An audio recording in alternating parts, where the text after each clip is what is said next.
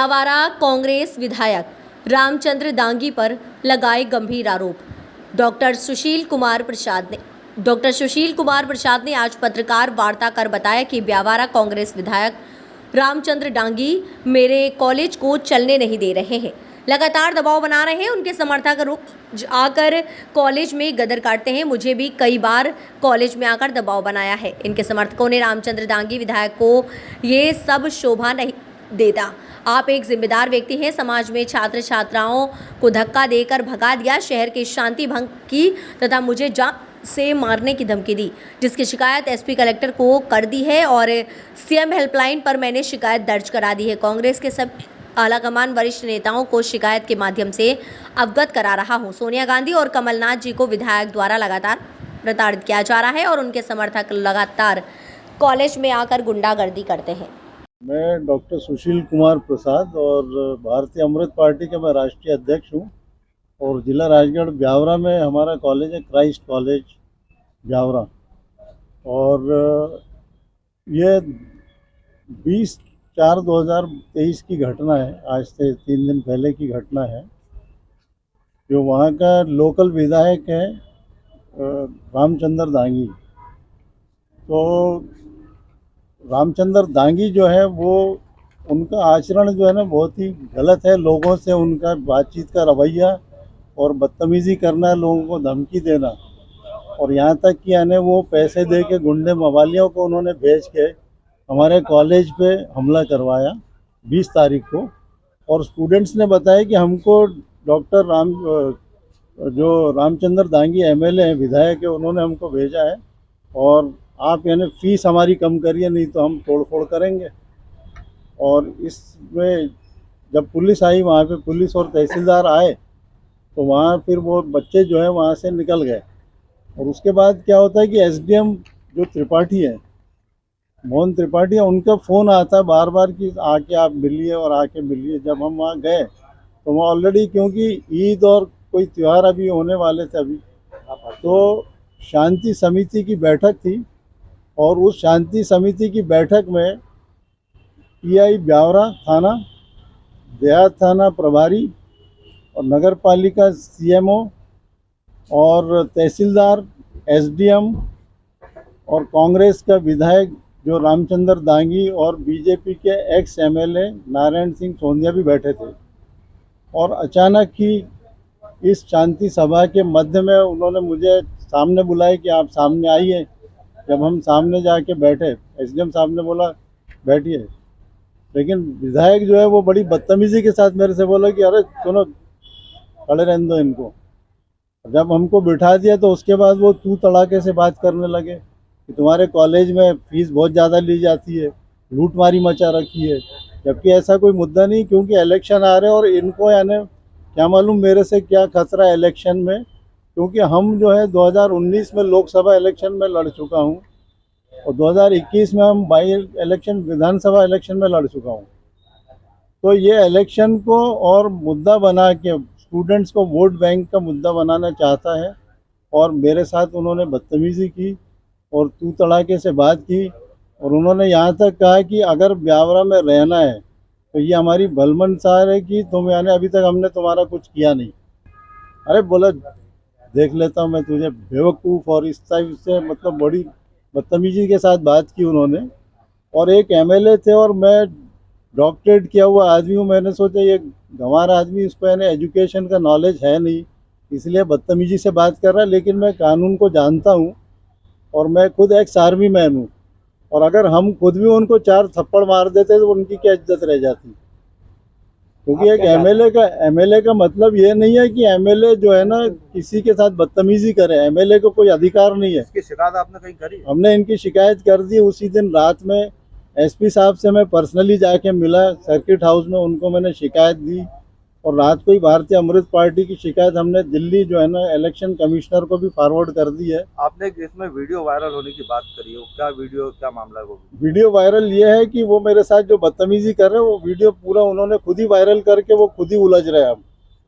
अब उनके ऊपर हम कानूनी कार्रवाई करेंगे, कानूनी कार्रवाई तो करना पड़ेगी ना उनके ऊपर। आपका वीडियो वायरल करा तो क्या आप मानहानि का दावा भी? मानहानि का दावा भी करूंगा मैं, और भी जो भी यानी 156 की धारा भी लगाऊंगा मैं उनके ऊपर थाने में, क्योंकि जान से मारने की उन्होंने मुझे यानी धमकी दी है। अब आप क्या चाहते हो?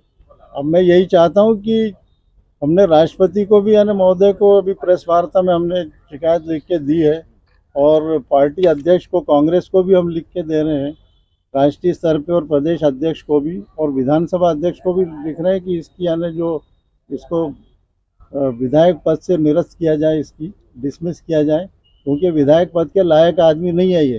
क्योंकि विधायक का काम होता है कि शांति समिति का मतलब क्या रहता है कि आप शांति बना के रखिए। आपने बताया कि पुलिस के सामने आपको धमकी दी, पुलिस वहाँ के पे सामने, जब और थाना एसडीएम प्रभारी कुछ थे, नहीं बोल रहे, वो शांति यानी देख रहे हैं, वो मामला बढ़ रहा है। और विधायक का काम होता है सुनना, विधायक को यानी विधायकी की जो लॉ है उसके बारे में उनको ज्ञान नहीं है। क्या विधायक, लगता है आपको कि पुलिस भी दबाव में है? पुलिस उनके दबाव में है, आपका साथ प्रशासन यानी उनके दबाव में, प्रशासन को भी उन्होंने डरा धमका के रखा हुआ है। पुलिस आपका साथ नहीं दे रही?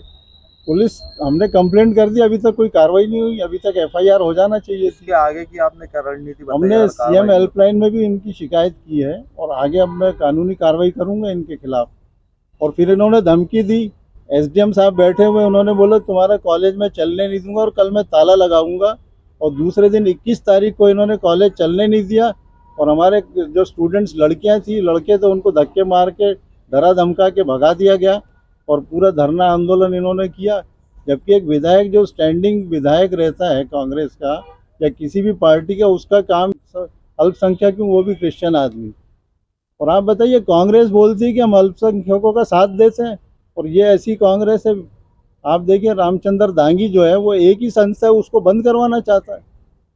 यानी हम जिला राजगढ़ के 60 साल के इतिहास में पहला आदमी हूँ जो कि यानी बीएड कॉलेज, नर्सिंग और डीएलएड में संचालित कर रहा हूँ। तो इनको बड़ी तकलीफ हो रही कि वहाँ साक्षरता ये ख़त्म करना चाहते हैं, ताकि लोग अनपढ़, गंवार और गरीब ही रहें, और ये खुद ही यानी बाहुबली बने रहे। ये इनकी मंशा है, यानी देश का नुकसान करना चाहते हैं, देश के हित में काम नहीं है।